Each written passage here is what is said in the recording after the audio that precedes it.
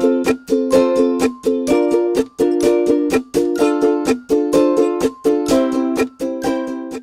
everyone, and welcome. Welcome to the Entrepreneur's Inner Game podcast. I'm super excited to introduce my guest today because she's my coach and mentor, and she is so hot on mindset. And I know she's going to be sharing some amazing stuff with you. So I'd like you to welcome Jeanna Gabellini. She is the master business coach and chief rabble rouser of MasterPeace Coaching. After more than 20 years of liberating business owners from the curse of not enough and the myth of hard work pays off, she knows without question that you can attract all the clients you want, make massive amounts of money, and impact millions, even if you've been struggling for years. If you're willing to flip the switch in your thinking, chuck out the old school rules, put them in the toilet, and stay true to what lights you up and turns you on.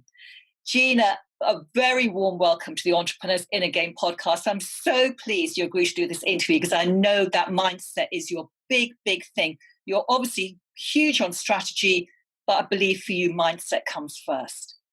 Yep. Mindset trumps all. I know it's hard.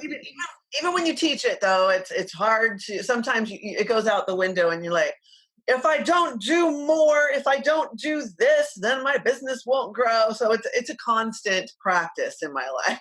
Yes. And so many entrepreneurs have this pushing energy, and I'm sure we'll be talking a lot about that. But first of all, can you share some of your journey with us? How you went from starting your business, because at the beginning, I know there were some years of struggle, and what happened? How you flipped that switch in your thinking to have the huge success you're enjoying today? Yeah. So first of all, a lot of the time, even when I was struggling, I actually didn't know I was struggling because it was the way it went. It was normal, right? This is just like, oh, it's normal to hustle when you see that the rent is due and you only have so much time. It's like, oh my gosh, we need rent. We got to go make some money. So that was just normal.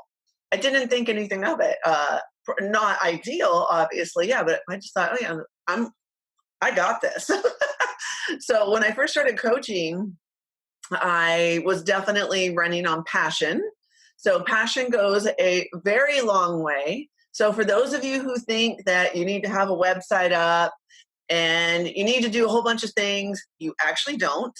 I always tell people a website it's like a business card. It's cool and it's great online, but unless you're know how to drive people to that website, right? That can come later. We don't need that. I filled my practice before I went and got a website. It was like, oh, okay, I got some money now. Now we can go whip something up.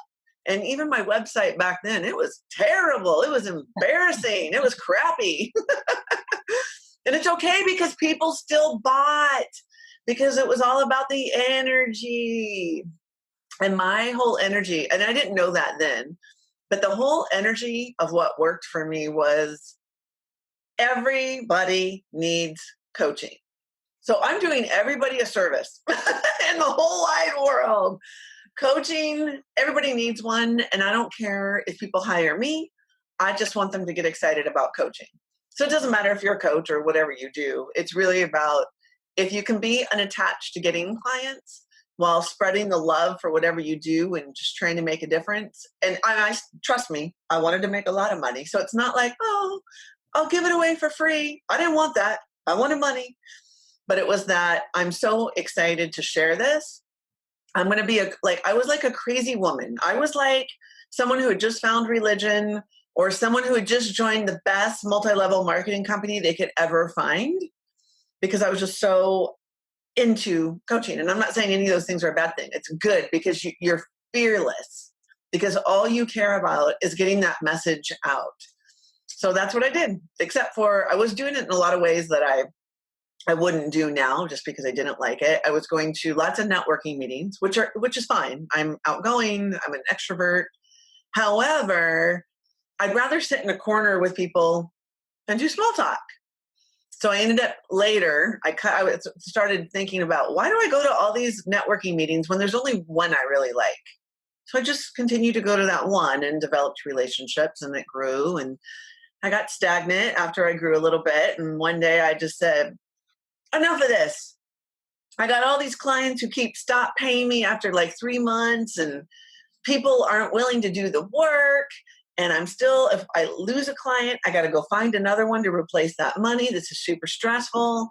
And I don't know, in the midst of that, I remembered this vision I had I went to coaches training at the Coaches Training Institute, and they do this visualization in the beginning, and, about your dream practice and, your future self.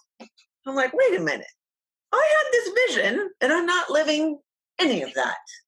I am a hustle queen. Yes, I can make things happen. I admire my energy and dedication, but this is ridiculous. So I finally said, enough with doing calls, all my coaching calls when it's good for the client and not good for me. I would do them at 7 a.m. in the morning. I would do them at 7 p.m. at night. It was just all over the place. So I just decided I'm going to do it my way. And it took it takes a lot of faith to do that. I was scared out of my mind. At the same time, I tripled my coaching rates because I had this vision at the time that I was going to have 10 clients at paying me $1,000 a month each. And then that would be a 6-figure income. And then anything I did like workshops or coaching programs would be extra. And that sounded awesome. But I was scared. Just because I was going for it didn't mean that every day I would work on my mindset, noticing how it felt in my body when I was saying my fee. I practiced on my friends. And luckily in those days, now we have, video conference. But back then you could just talk to people on the phone so they couldn't see your face. And I remember when I said that new fee for the first time, I was like, it's $1,000 a month. And I was like gritting my teeth and my shoulders were all hunched up. I was like, okay, what are they going to say? And they said yes, which was hilarious because I was so thinking that they wouldn't. So I wasn't attached. I was just like, okay, I got to pop this price out of my mouth.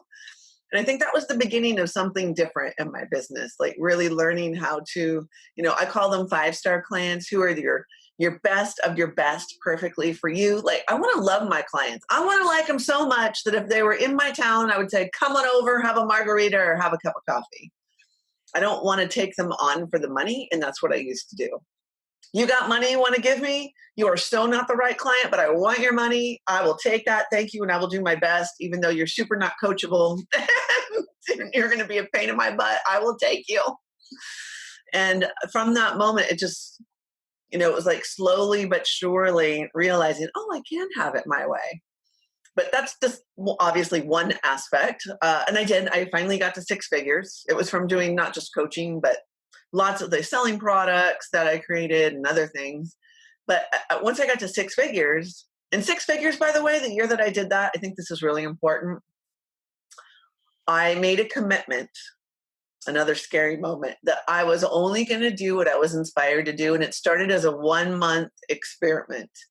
And I thought, this is the craziest thing ever. Like, meaning, back in those days, people didn't really contact you through the internet. I started my business over 20 years. I think we're in my 22nd year for this particular business. And it was like, if you didn't pick up the phone when somebody called, you could potentially lose a client because they would think you're flaky, or they would go call another coach. And if that coach answered the phone and they liked them, they would hire them. So it was like, you must answer the phone, jump on it. And I remember thinking, well, if I don't feel like answering the phone right now, I'm not going to. So I was like, am I crazy? And I did it. And I continued doing that. My best friend and I, Eva Gregory, and I, we did that for a month, and it was called the month of peer pleasure. And even if we were also business partners in another business together, and we even said, hey, if we don't feel, even though there's a meeting on the books, if we don't feel like doing it, we're not doing it. In fact, the only thing we're committed to is showing up for a scheduled client call. That's it. And I noticed something at the end of that month. Well, first of all, it took me about 2 weeks to actually relax into that because it didn't feel normal. I was doing projects around the house instead of working. That was weird.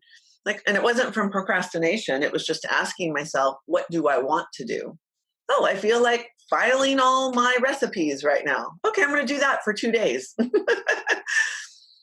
And I was like, okay, I actually made more money this month. I felt more relaxed. I'm going to continue on.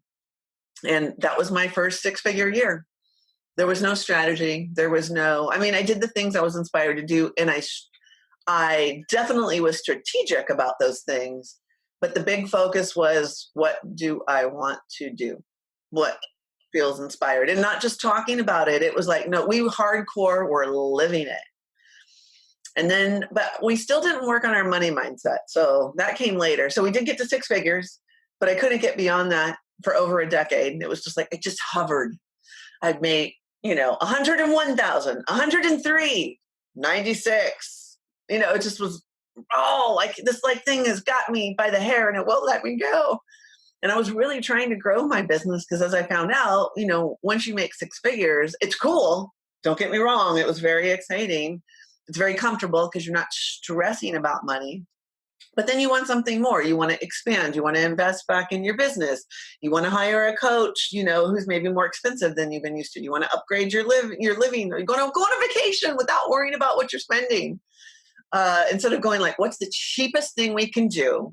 How can we pile 10 people in a room to say, oh my God, I don't have to do that anymore. This is awesome. And I think that took another firm grip on the mindset to go, wait a minute, I want to do more. I want to grow. I don't want to be scared. I think we all have, as you know, you work with people all the time on mindset. I think there's layers to the stories that we make up. It's not just one belief, right, that stops us from getting what we want in our business or anywhere else. It's multiple. And I had multiple. I had, I have to hustle was one of mine. I'm not articulate. I don't like marketing. So how am I going to get out there? I have to act more professional. That was a really big one for a long time. I'm not professional. I'm kind of eccentric. I dress like a rocker chick. I listen to rock music. I'm a partier. And so how are people going to get the value if I don't learn how to articulate it and present myself as someone who's more professional? And I had this guy once, actually in a leadership training. It was like a dare. And if you dare me to do something, now I got to do it. And he said, the next time you go teach I used to teach cash flow workshops live in person. And he said, hey, the next time that you go there and you teach that, you need to bring out more of your quirkiness. And I said, oh, hell no. They will not take me seriously. At that time, too, I was a lot younger, and there was a lot of older people coming in, older than me. And I thought, they're going to look at me and think, well, you're young. What do you know? And look at you. You're not dressed in a suit. So I dressed in a suit. I hated suits. I was very formal. I felt like I needed to act like professional. And he said, no, you need to be quirky. And that is your whole assignment. I was very resistant, but I did it. I did not wear a suit. I put on jeans and this funky t-shirt that had some joke about money on it. I played music that had, talked about money in it. I made it a party. I have never sold so many products at the end of a workshop as I did then. And I thought, wow. Big aha. I had fun. They liked it. They actually responded to it because I thought if I do that, they're going to walk out of here and think they didn't get any value. Like, who's this girl? This is a joke. Not her t-shirt's a joke. She is a joke. This workshop is a joke. And it was another one of those pivotal moments. Amazing. And so what I discovered was there's lots of layers to this mindset thing. And I'm a geek about mindset. I love it. I'm fascinated by it. I always think when somebody points something out to me, or I finally observe myself doing that thing at a deeper level, understanding what I'm doing that's holding me back, I always feel, first of all, I'm mad. I usually get mad, like, I can't believe I was doing this to myself. Like, I can't blame it on anybody. I can't blame it on marketing. I can't blame it on anything. It was me and my mindset. But then the day after, I think, this is awesome because I have control over this. I can fix this. Let's see how far I can take this in a good way. I've already seen how far I can take it in a bad way. Let's see how good I can get at being the opposite. So yeah, the mindset thing has been pivotal on my whole journey every step of the way. And it feels like you never arrive. So it's not like you stop. You don't get somewhere. Like I just finishing up with a mindset coach. And I thought, I can't be without a mindset coach. I need another mindset coach. There's all these different little areas and it can go on forever. And it's fun. It's really fun to know that, oh yeah, It's not about discipline. It's just about practice and understanding mindset and having someone to mirror it back to you. Yeah, we don't see our own blind spots, do we? I have a mindset coach, and it's just incredible when you change your thinking about something, your whole perspective changes. And it's such an important place for business owners to focus on. But most of them, well, many of them will just rush past their thinking and jump onto the next strategy. But when you take care of your thinking, it's huge. I want to just pick you up on one thing. You said, be unattached to getting clients. And this is so hard. But can you talk more about that, the mindset of not being attached to the result? Yeah, it's not only it's always challenging, but it's even more challenging when you like for real need the money right now, or there's going to be consequences. I experience it still at this level. So I want to go back and talk about a time that was right before I up leveled again after I'd been at 6 figures for a while.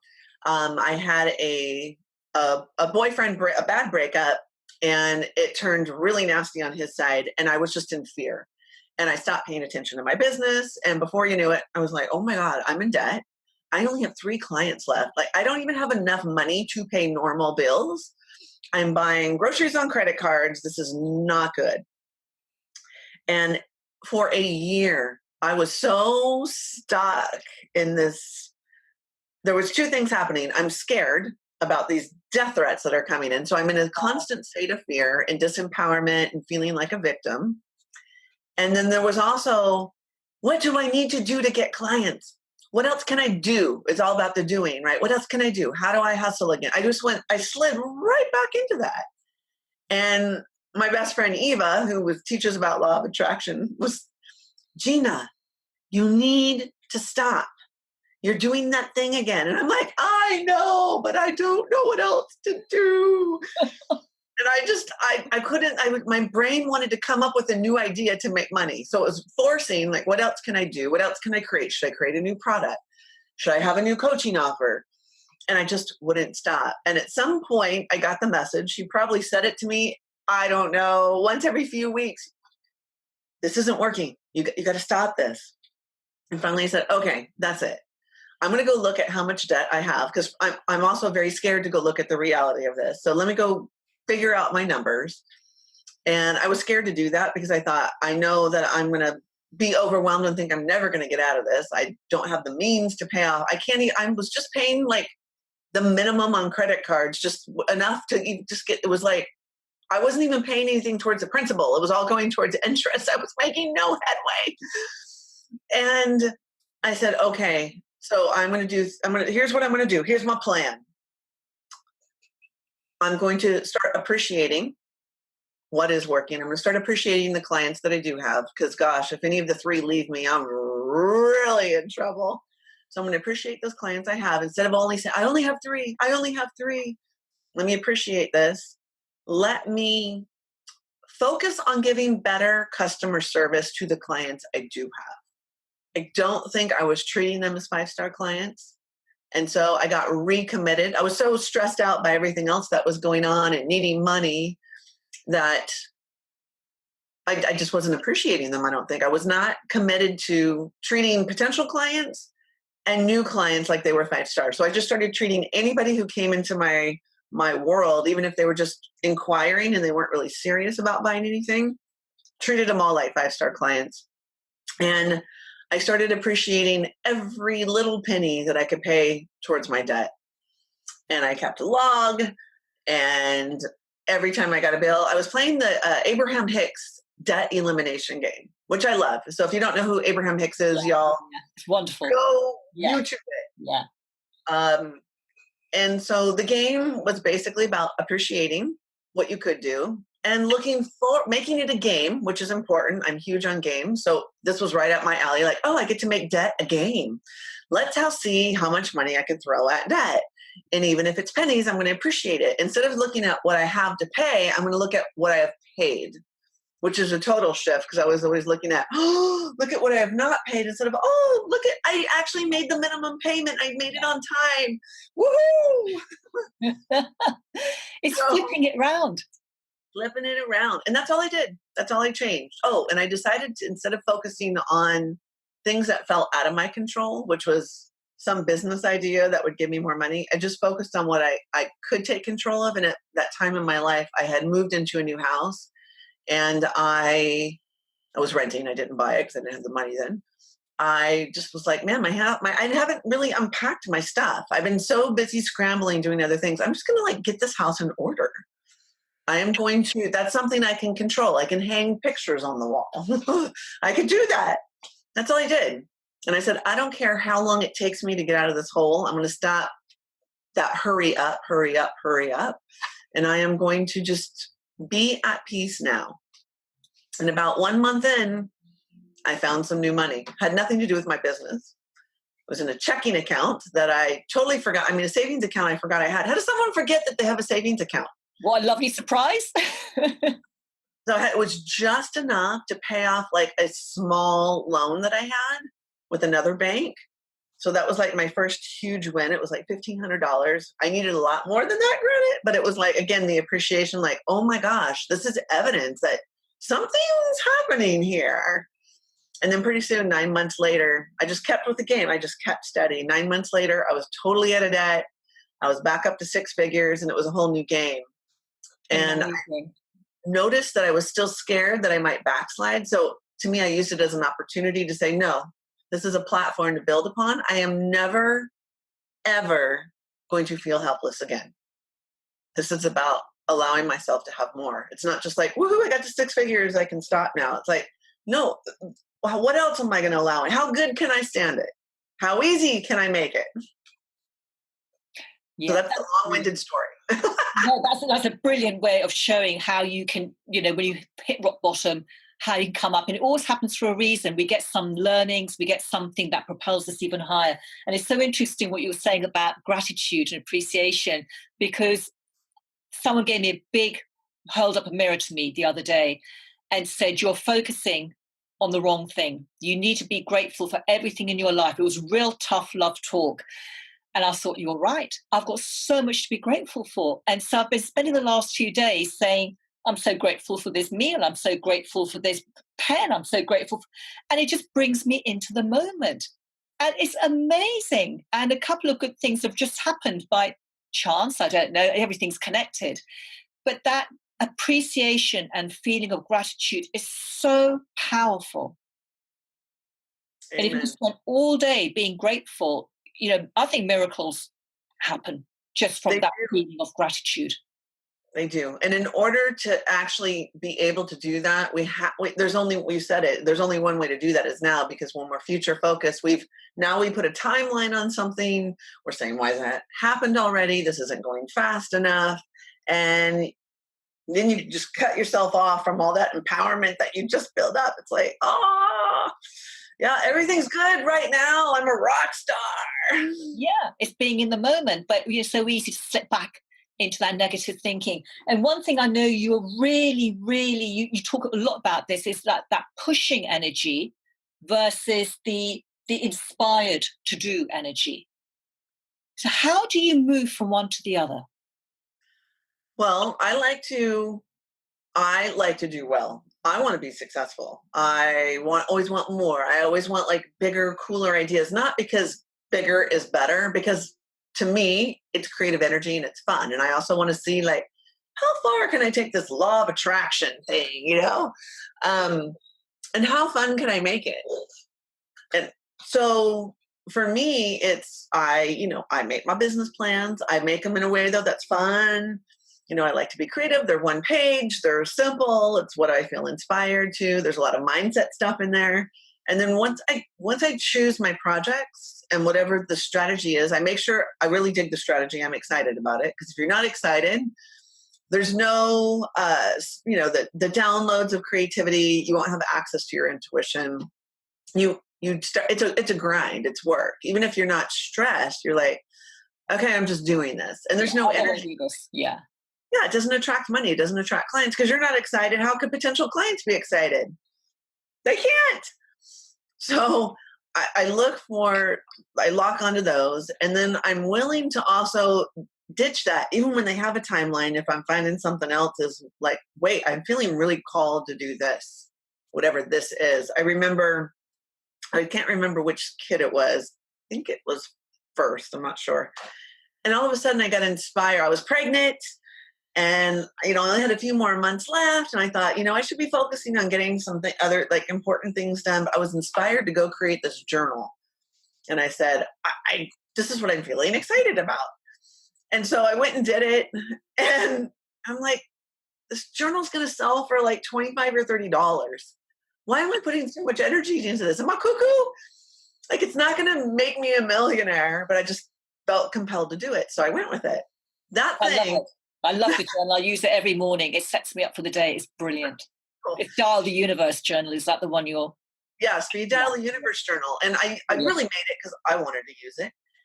And darn if that thing didn't become like the best-selling product I have ever created. People buy them by the cases. They sell it's just like crazy. And then there's been all these shoot-offs with an app.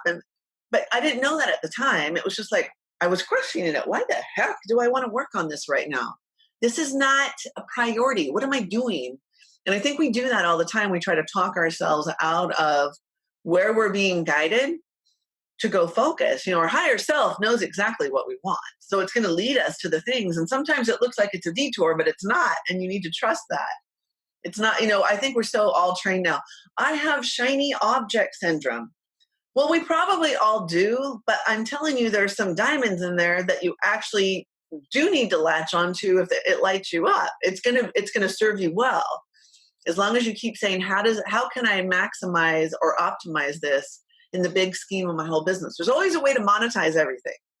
So I'm not just randomly creating, I'm creating and then say, how do I monetize this? How does it fit into the whole picture? And how can I optimize sales for this? Yeah, I love that. And I really love when you say be excited about your service first, feel the excitement within you, and then you can give that excitement out when you promote it. But if you don't have that excitement first, then it's not going to have that same effect, is it? So rather than I need to do this, I should be doing this, think what really excites me. And as you said, be drawn to doing that. Yeah. And I think when you're just getting something done, because okay, this is a good source of money, I think, and you're just doing the work, you are not going to make that thing its very best. You're going to do what you need to do. But you're not going to say, how can I make this the best ever? I want my people to think, oh my gosh, this is so badass. I love this. Thank you. Thank you, thank you, thank you.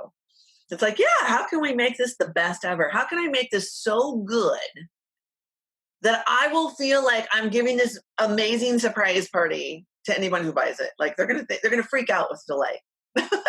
It's like claiming ownership for it, isn't it? And making it your own and making it really unique rather than saying, well, so-and-so's launching in that way, or someone's got a product like that. I'll just most well make a replica of that.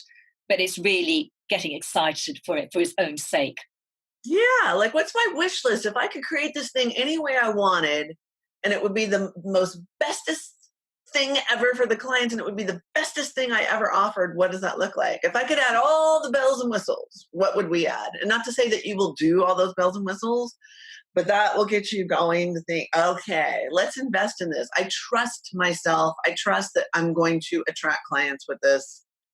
Let's go all in, not like one foot on the brake and the other foot on the gas. It's like, no, let's haul ass. Let's do this.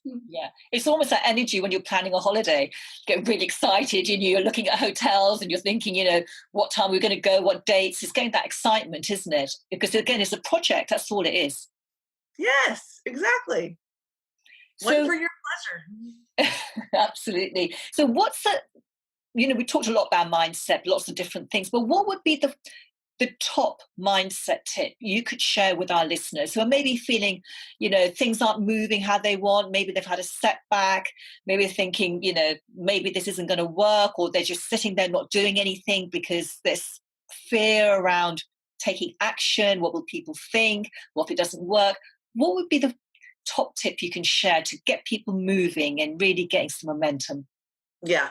Two things, not just one. Two I think that the only bonus. thing that, the only thing that always really, really works for me is when I physically, like, if I'm like not notice myself in a mind loop, like, I stand up, I get in my power stance, and I shout out loud, this is what I want. Universe, I'm going to have a 7-figure quarter, my first quarter of the year. That's it. Or if I had a bill due and I was freaking out, and I have, I still have that happen sometimes. Like, I really want this and the deadline is coming. I need the money. And it's like, instead of needing, it's like, bring it. Like, I'm in command here. I decide what I want. So it's coming. I'm shutting the back doors and everything else. Like, no, I said it, it's done. It's command and demand. A lot of people are like, well, I don't need to be all fierce about it. Great. See how wimpy works. And then maybe you'll try demand and command. It's not a hoping. It's like, no, this is bring it on. I'm the boss of my life. And then there's the other one that takes a little more practice, which is being committed to collecting evidence that things are working no matter how small. No matter how small. I was just promoting a friend of mine and a mentor of mine, Christian Michelson, and he was having launching a new program. No, it's not new, but launching a program that he launches once a year. And there's a contest on the back side, like whoever helps him get the most referrals, you get prizes. And I always want to be in the top 10, and at least. And I wasn't in the top 10 when it came to sales. And I thought, that is so weird. I've been so visualizing it. I've been doing things inspired. I've been all in. And it's like, okay, I'm not going to make anything of that. At least I know I have evidence that I have been doing my best. I have come up with the best bonus package to offer anybody that buys through my link. I love my bonuses. I put some thought into them.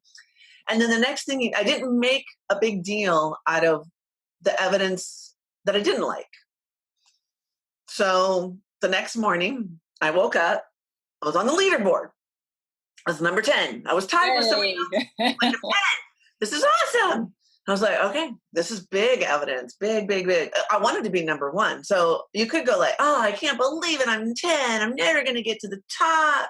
And there was all these other people had the ginormous email list, like hundreds of thousands, no kidding, hundreds of thousands on their email list. I do not. I still have a nice email list, but not that big.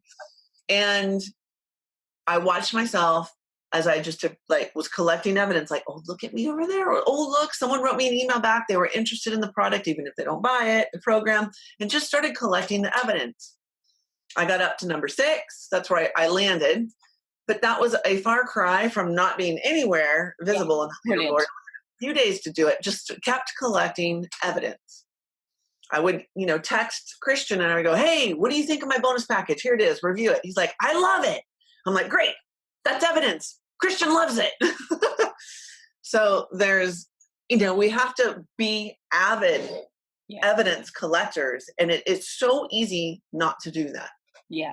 And collecting evidence is another way of being grateful. I'm so grateful I've got to number 10, and I'm so grateful that Christian liked it. And it comes back to that lovely energy, doesn't it? Appreciating what you've got right there and then. Yeah. And the trick is evidence is small at first. You are nitpicking. You are looking for a little sliver of anything because it looks like nothing's working. But you have feelings are evidence. Ideas. Nina's podcast popping up in your email feed or your Facebook feed or wherever you find it. These are all evidence that you're on the right track. It's a mirror. Yes. Honor it. Yeah. However small, honor it. I think that's huge. So how can our listeners, our viewers, how can they find out more about you and your work? Yeah, so I got a free goodie for everybody. Actually, it's about collecting evidence. I just thought about that. Yay! So if you go to More Clients Now template, moreclientsnowtemplate.com, you will get to download something that will help you daily. It only takes a few minutes a day, and it will absolutely help you be masterful at collecting evidence. And it's the roundabout way. It's the non-strategic way to get things moving. And if you want to find the right strategy, I love strategy. I'm a fanatic about strategy. I love it, but you can never find the right one unless your mojo's in the right place. And this is one of the best ways to do that. Yeah, get your mindset in the right place, and then your strategy will come to you. And I would highly recommend everyone to go and take a look at this, because Jeanna's work is amazing. It's fabulous. It's laced with mindset, with, all the strategy in there as well. It's an inner and outer work together. And it's absolutely brilliant. Jeanna, thank you so much. It's been so much fun being here with you. And I've loved your stories and all the wisdom you've shared. And I could talk to you for another hour easily. So I think one day I will be inviting you back, because there's so much more to dig around into. But thank you so much. It's been absolutely fantastic. And for everyone who's been listening and watching, I hope you've got a ton of great content here and so much value. And thank you so much for being with us today. Till next time, bye-bye for now.